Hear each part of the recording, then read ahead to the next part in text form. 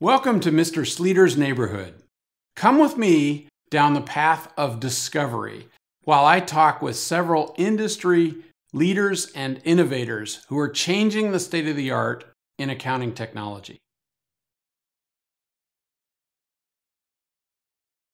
Donny, welcome to the neighborhood. Thanks, Doug. Great to be here. Thank you so much for joining me. You and I have known each other for several years now, and I've been kind of watching you. I've been watching how you've been kind of, well, in a nutshell, succeeding amongst a very large profession here of accountants and CPAs and IT professionals. And so I just wanted to kind of bring you in and let's just talk about, because I think you can help my audience know what it takes to kind of differentiate yourself in the marketplace. Are you ready? That sounds fun. Okay, cool. So I just want to know, like, when you, let's go back a little bit in your life. How did you get started down the path of accounting and technology? Well, accounting was something that came really natural to me. Mm-hmm. So I actually took a accounting class my sophomore year in high school. Mm-hmm. It's not so much that I fell in love with it, but it just came very naturally. I was able to do things and get them done really quickly. Right. So did that my junior year. Then I actually took, I'm actually a double. Uh-huh. So my junior year, I actually took the IT side, and that's where I started merging the two together from there on. Oh, that's interesting, because that's almost exactly what happened to me. Oh, really? I just took the business and accounting, and then I got the computer science, and that's when I said, that's it. Mm-hmm. So is it kind of what, it just, you tied the two pieces together in your mind? Is that what it was? Or? And at that time, both of them were in business. It's the business side for both. Right. Programming I actually had done since I think I was 8 or 10 or something. My aunt bought me something and we were doing programming. Yeah. But actually it was in college. Well, on the way to college, with the controller I was working for at that time, this is my senior year in high school. Yeah. He said, I was going to do an accounting and computer science. And he goes, no. You need to do accounting and management information systems, because that's the business part of computer science. Yeah. Management is, and that's actually an older term. Management information systems might be IT today, but so a lot of students watch our show, and what I always like to have them think about is, you're taking courses at school, and sometimes the courses don't make sense, or you don't think that they'll matter. Yeah. And maybe accounting is one of those. You're just like, why would I want to do that? Right. So let's talk a little bit about how, when you learn debits and credits, just how much of that you feel is still like really the point about what we do. Well, I don't know if I would say it's the point. It's definitely the foundation. Mm-hmm. So even till today, when we're working through some type of issue, right, I'll sit there with, usually I'm working with like maybe a CFO or somebody. Right. We'll sit there and we'll start drawing the T accounts and go, how do we need this transaction to end up flowing through whatever system we're working with? Yeah. And once we've got that all the way through, it's like, okay, here's the debits, here's the credits. Now let's figure out how we get the system to do it. See, so we actually always do go back to those core things. So learn them well. Yeah. But on the other hand, it's really that's not what you do all day long. It's just that the foundation of what you can do to advise the client how to actually manage the solution, the business process, right? Yeah. Right. So, well, was there, maybe you already just said it, a certain point when you said, this is what I want to do? What was that? Yeah. I think that was probably my senior year in high school. Right.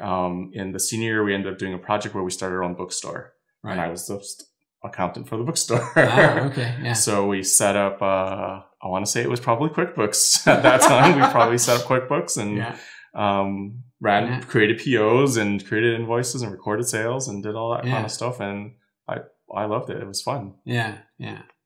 Well, I think it's all important for us to find that, whatever that is, that passion. That, to me, if you can be passionate about something, everything else works its way out. Huh? Oh, completely agree. Yeah. Completely agree. And then find friends like we've found each other, and then our professional friends to go do it together. And a lot of collaboration goes on in our profession, wouldn't you say? Yeah. I think that's what makes it the most fun, you know, and that was for me coming in touch with the greater community of accountants, CPAs that are practicing in this, to go, there's others that are like me that really want to work with well, for us, it's accounting and it's technology, and pulling the two together. Right. And that really motivated me to get more involved and to start doing more. And in a little bit, I'm going to come back to this point about specializing and then helping each other. But let's just stick a little bit on this point.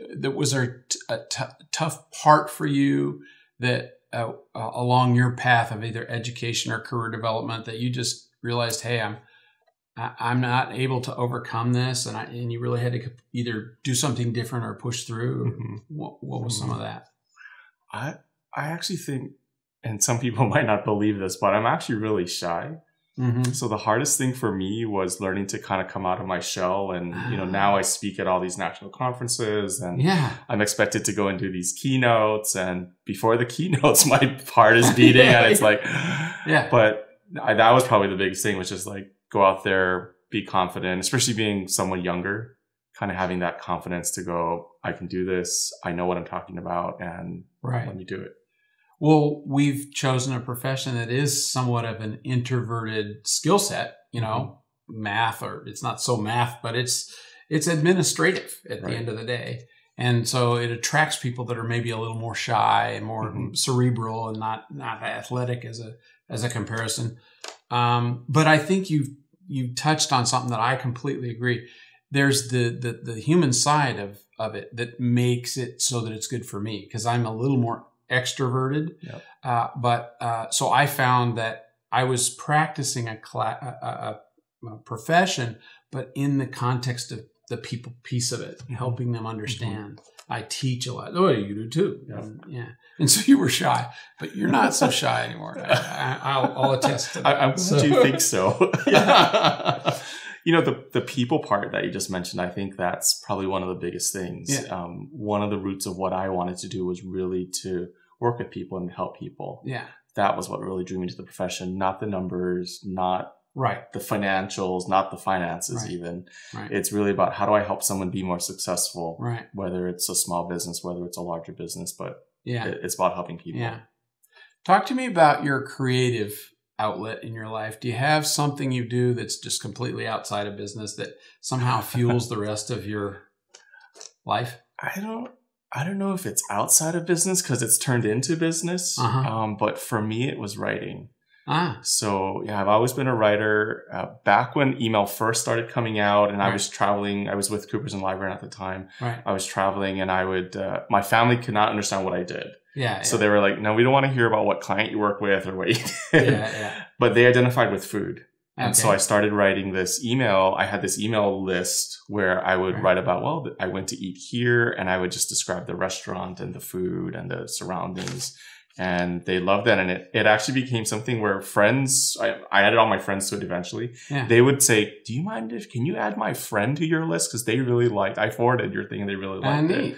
So that's kind of been it. And writing turns out to be a big part of teaching. If you can explain it well on paper, then you can probably articulate it. That's great. So, so you talked about Coopers and Librarian. So you talk to me about that early career that got you to what you're doing today, because I haven't really gone to what you're doing today. But what did you do early in your career to start becoming CPA and so forth? Sure, I mentioned I was a double major, and that I was really looking at accounting and management information systems. And so my start really stayed in that area. I interned at Coopers and Librarian in their IT department doing internal IT. From there, I transitioned over into their financial accounting, and I was what they called the dual track. So we did both financial accounting and we did IT audit, or financial audit and IT audit. So we got to do both. And then from there, I transitioned into the consulting, where we started doing business process reengineering and knowledge management. So I kind of got exposed to a little bit of everything as I went through there. I see. Did you touch tax at all, or? For tax accruals, for the accounting, for financial statements, we did a little bit. That's all that I want to do after that. But you weren't filling out forms. Definitely on tax not. Returns. No. Okay. I remember all the way back when I was doing tax, we were filling them out on these computer input forms that would go off, and they'd come back a week later with laser printed. So now you know how old I am. I was going to say, I thought I was dating myself at Coopers and Librarian. But, I think that the tax background and all is a really important part of what we all do, because at the end of the day, that's where it's going to end up.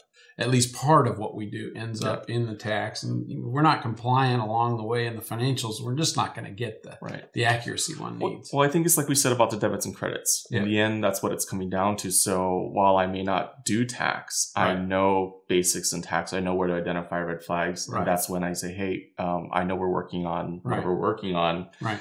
But there's a tax implication here. You need to talk to a CPA that does tax and really make sure that you've got something there. Yeah. And I'll come back to that a little bit too, in terms of the way you structure your practice today. But we're still at your, so you're in a firm, and you're an IT audit and financial audit. What did you like about that? Were you on a partner track? Was it a big firm? I mean, I guess it was, but were you in a big office?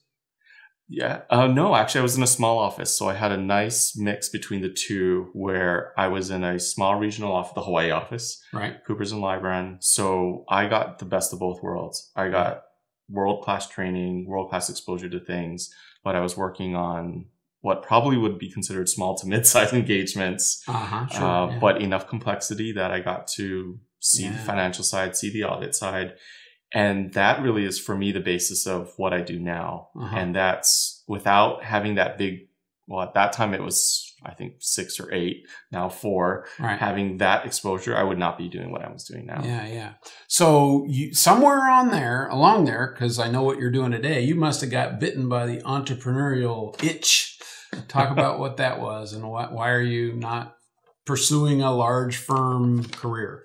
Right. Well, I mentioned I wanted to work with small business and really help people. And I didn't feel like I was doing that when I was working with a really large firm. Okay. So that's where it came back, and the opportunity arose to kind of go on my own, and had some clients that said, hey, we'd love to go with you if you go and do this. It was something that the large firm didn't do. By that time we had PwC, it had merged and it was PwC.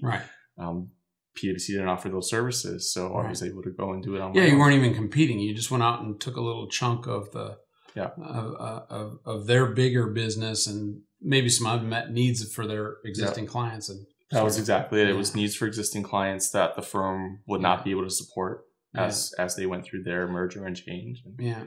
If you're one of those people in a firm today who, you maybe been out of college, 3-5 years or whatever, you're in a firm, would you recommend that they really think about the entrepreneurial piece, or how should they look at this? Why would they want to go out on their own versus stay in a firm?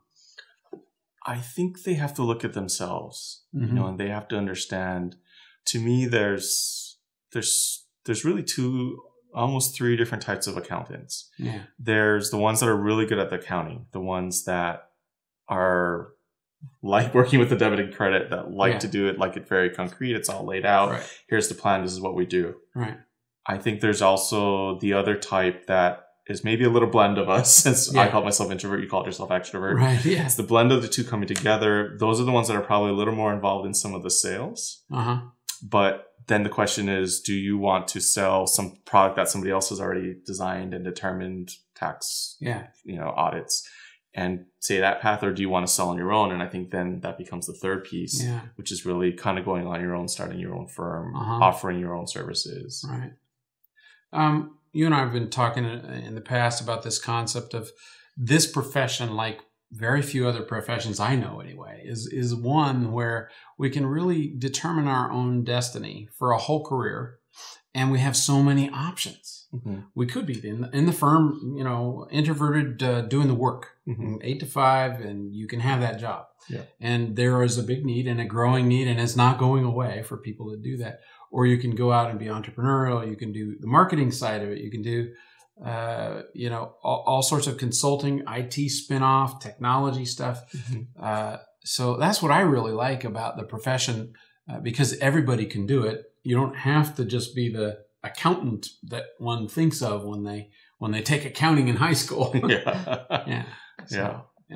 And I think you can build that into the way, especially if you become your own firm, or actually even if you stay within a firm, you should think about it that way. My goal is normally within about every 2 or 3 years to kind of work myself out of my current position at my firm.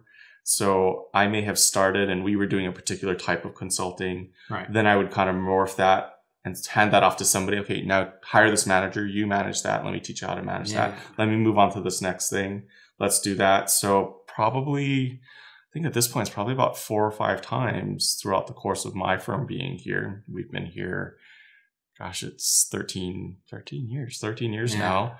I've changed my own job role and have continued to do so. Yeah, that's great. So that's something I think the audience should really think about too. You're not locked in. You can morph and you can teach yourself new skills along the way, or go get new certifications, new learnings. Yeah. I think it's adjusting as the market adjusts. What's needed in the market? What do you see out there? And kind of look and adjust yourself. Yeah.